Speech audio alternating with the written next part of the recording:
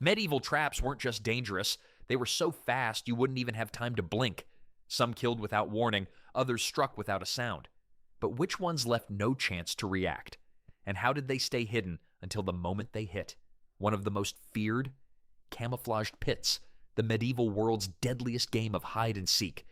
These weren't just holes in the ground, but carefully crafted disappearing acts that could swallow entire armies without warning. The concept was brilliant in its simplicity. Dig a massive hole, cover it up, and wait for enemies to walk over it. Medieval engineers turned pit digging into an art form that required precise planning and months of careful preparation to execute properly. Size mattered enormously when designing these death traps. Small pits targeted individual scouts traveling alone through dangerous territory. Large pits could capture entire cavalry units, horses, and all. Building pits was like choosing grave sizes. You had to know exactly how many people you were planning to bury. The width and depth had to be perfectly calculated based on expected enemy unit sizes, equipment weight, and tactical formation patterns commonly used by opposing armies. The digging process took weeks of nighttime labor. Teams worked in darkness to avoid detection, moving dirt far away so enemies wouldn't notice fresh earth piles. Most effective pits were 15 to 20 feet deep for optimal killing potential. Location strategy separated amateurs from professionals. Castle approaches were prime real estate because attackers followed specific paths. Forest trails became killing zones since armies marched in predictable lines. The covering system required both creativity and precision. Leaves worked perfectly in forests, blending naturally. Dirt and grass looked normal on roads. Woven mats could support light foot traffic, but collapsed under armored soldiers. Master pit builders developed sophisticated layering techniques, using multiple materials to create coverings that could fool even experienced military engineers who knew what to look for during reconnaissance missions. Medieval soldiers were basically playing the world's deadliest version of "the floor is lava," except the floor actually was trying to kill them. Weather created constant maintenance headaches. Rain could wash away coverings or fill pits with water. Snow might make fake ground obvious or provide cushioning that reduced injuries. The psychological impact was incredible once word spread. Entire armies would slow to a crawl, with soldiers poking every step with spears. This paranoia gave defenders huge advantages even when no actual pits existed. Advanced versions included false bottoms that broke through to deeper sections. Others featured narrow openings that widened below ground, making escape impossible even for survivors.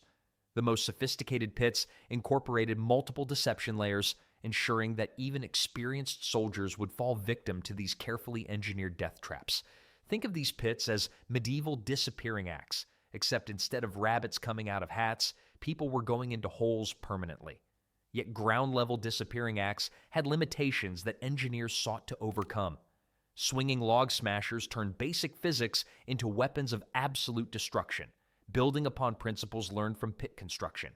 These massive wooden hammers could reduce a fully armored knight to a metal pancake in seconds. The design was terrifyingly straightforward compared to complex pit engineering. Take a tree trunk weighing several hundred pounds, hang it from a chain, and position it where enemies had to walk. Gravity and momentum created crushing forces that made armored humans look fragile as paper dolls facing a sledgehammer. Weight calculation required serious mathematical skills beyond simple pit digging. Too light meant just knocking people down.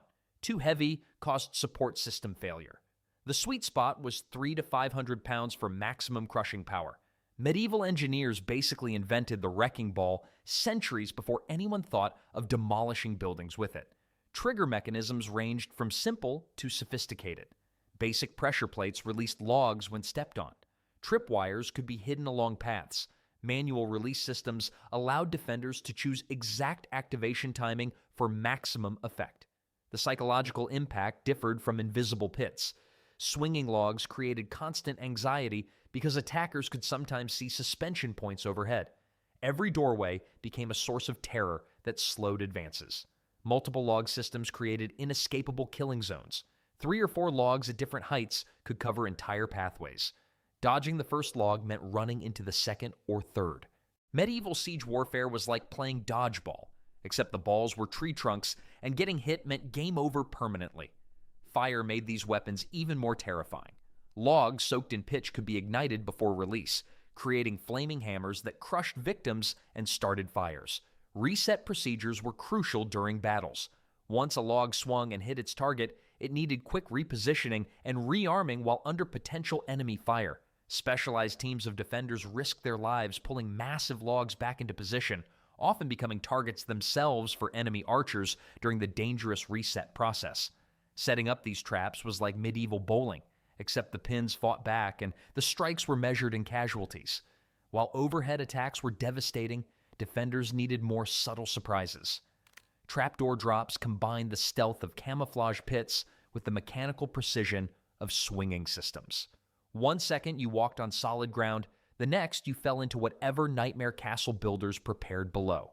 These vanishing tricks could be hidden anywhere inside buildings, making them more versatile than outdoor pits. Castle floors, bridges, and walkways could conceal trapdoors that opened without warning, surpassing even the best camouflaged outdoor traps. The indoor environment provided perfect conditions for creating completely undetectable floor-based assassination devices that could eliminate enemies silently. Construction required incredible precision beyond both pit digging and log suspension.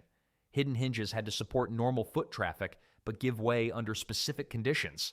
Trigger mechanisms needed sensitivity to detect enemies while avoiding accidental activation.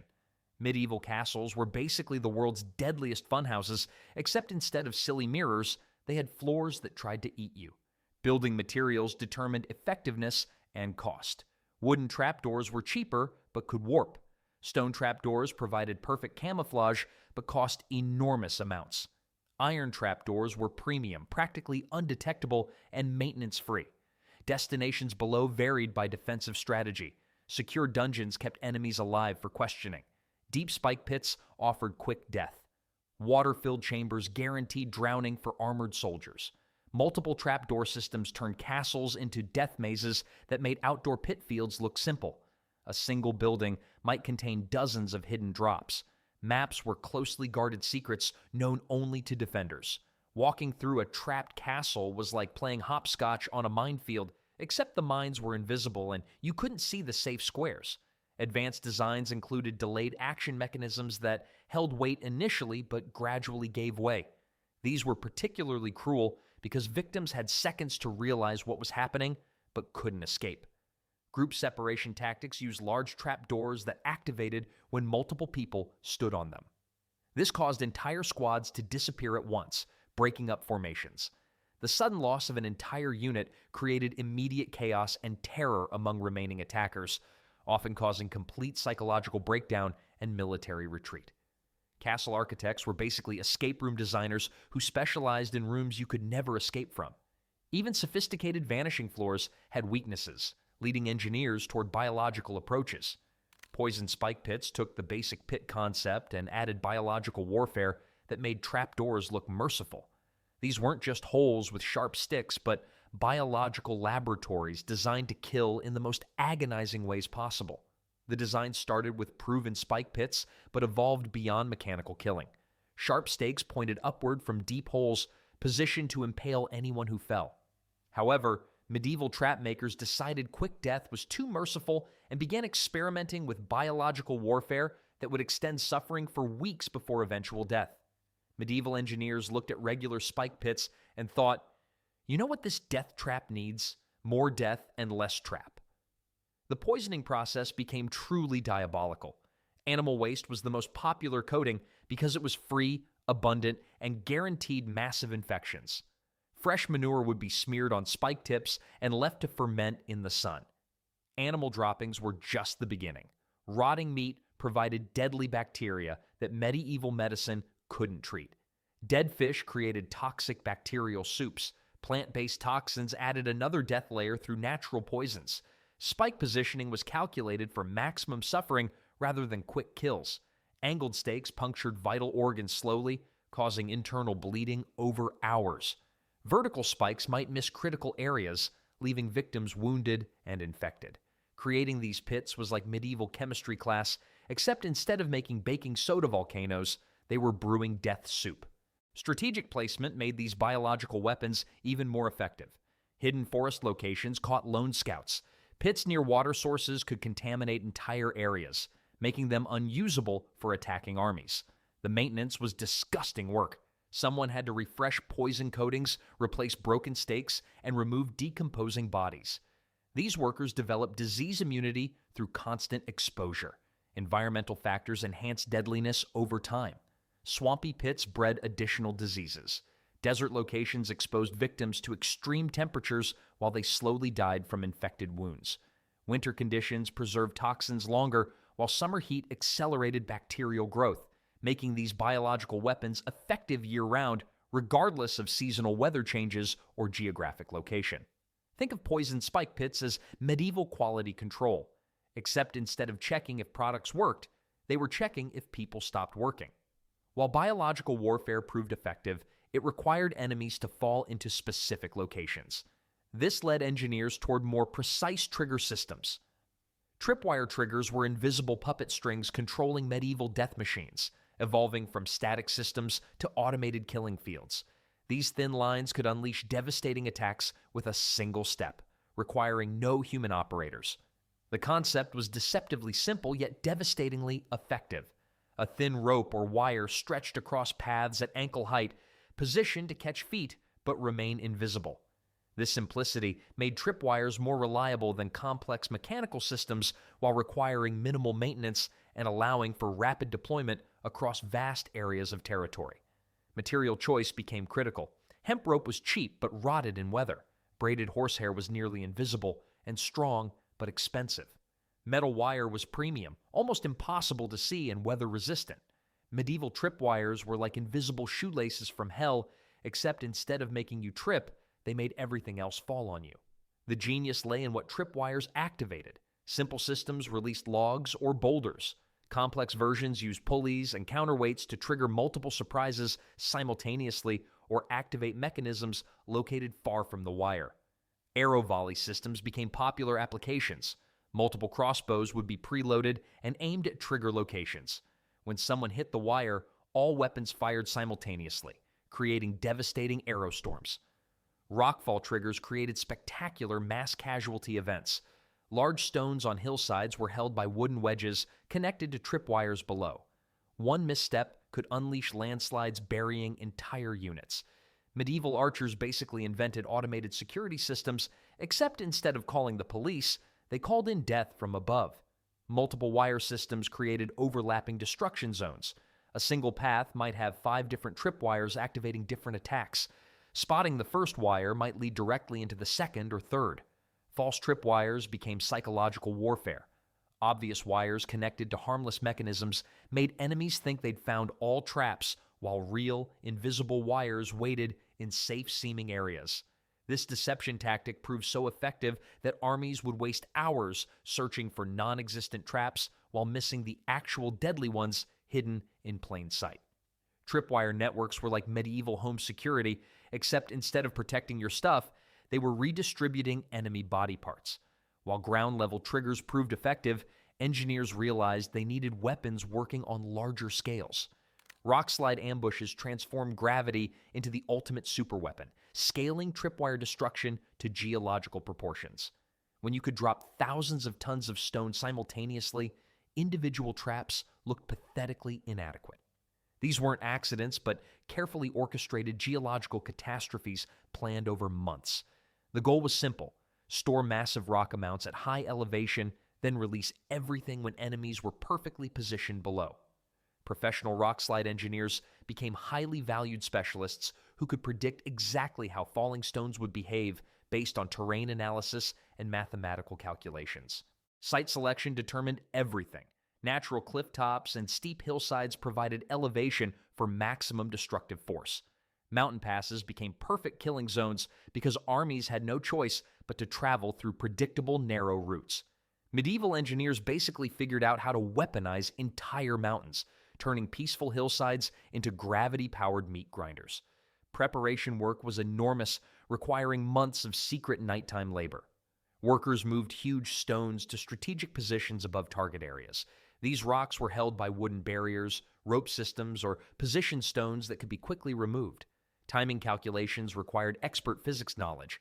Rocks released too early crashed into empty ground. Released too late, they fell behind targets. The best operators could judge distances and timing for maximum casualties. The scale of destruction was staggering. A single avalanche could kill hundreds in seconds and block roads for weeks. Some accounts describe rockslides that buried entire siege camps under tons of stone. Medieval mountain warfare was like cosmic bowling, except the bowling balls were boulders and the pins were armies. Multiple rockslide systems created inescapable destruction zones. Defenders prepared several rock deposits at various points. Survivors fleeing the first avalanche would run into impact zones of additional rockslides. The psychological impact was devastating. The thunderous sound could be heard for miles. Survivors were permanently traumatized, watching comrades crushed instantly by falling rocks. Construction crews needed specialized skills and courage. Workers moved enormous stones on cliff faces, suspended by ropes hundreds of feet above ground. Many died when rocks shifted unexpectedly. The most dangerous job was being a rockslide builder, with mortality rates higher than frontline soldiers due to the extreme physical risks involved. Building rockslide traps was like medieval extreme landscaping, except instead of making gardens pretty, they were making mountains deadly. While mass destruction from above was effective, it left clearable debris. Defenders needed renewable systems.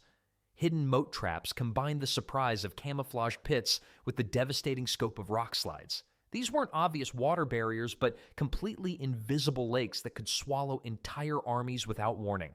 The concept was brilliantly deceptive. Dig enormous trenches around strategic locations, fill them with water, then cover the surface with wooden platforms and dirt so they looked like normal solid ground. The engineering challenge was creating coverings strong enough to fool enemies but weak enough to collapse when needed, requiring precise mathematical calculations and expert craftsmanship. Construction required digging trenches deep enough to drown armored soldiers, but not so deep that coverings would be unstable.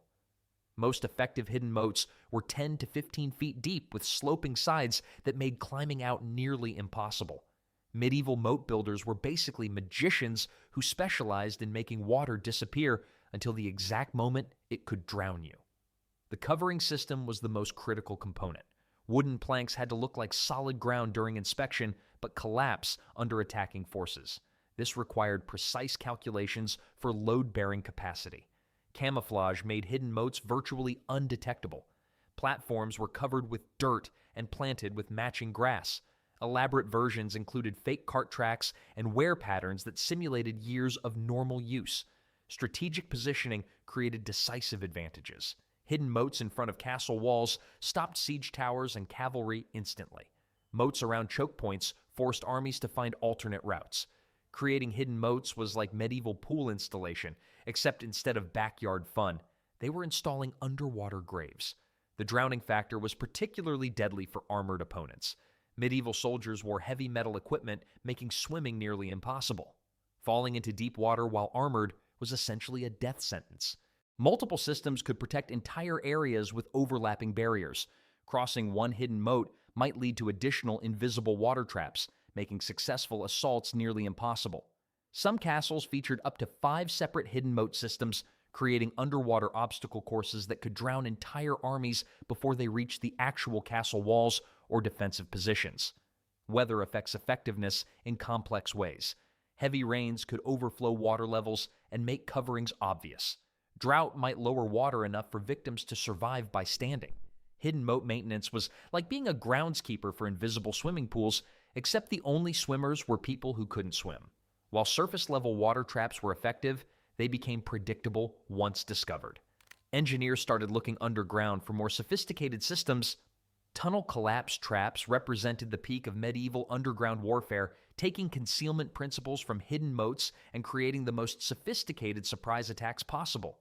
These elaborate subterranean networks could make entire landscapes disappear, swallowing armies in massive sinkholes.